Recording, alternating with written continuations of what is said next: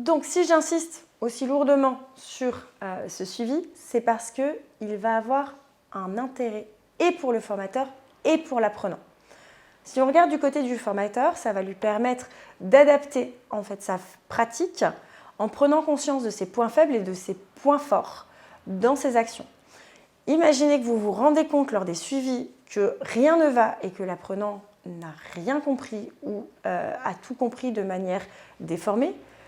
Il va falloir se remettre en question et savoir est-ce que ce n'est pas la manière dont moi, en tant que formateur, j'ai agi. Ça va aussi permettre au formateur de faire le point sur les actions à planifier.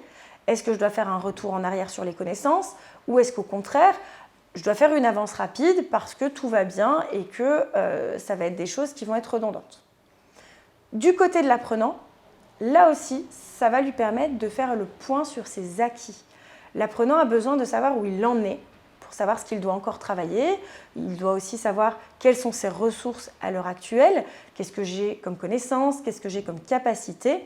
Et donc, savoir, encore une fois, où il en est sur le chemin qu'il lui reste à parcourir pour atteindre les objectifs fixés.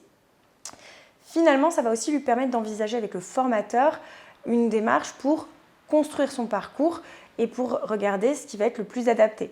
Je me rends compte que j'avance très lentement, il va falloir que je demande au formateur de peut-être ajouter des modules. Je me rends compte que j'avance très vite, est-ce que je ne vais pas pouvoir passer plus rapidement sur d'autres modules? Et donc pour répondre parfaitement à ces enjeux, le suivi il est nécessaire dès le début de la formation. Il ne faut pas attendre que quelques mois ça passe, il faut y aller tout de suite. Et ça doit être présent durant toute la durée de la formation ainsi que après. Il faudra donc faire le point avec l'apprenant à la sortie de la formation et quelques temps après pour vérifier est-ce que les objectifs sont atteints sur du moyen terme. Est-ce qu'aujourd'hui, dans le monde du travail, l'apprenant, il arrive à mettre en place les choses qu'il a apprises durant la formation?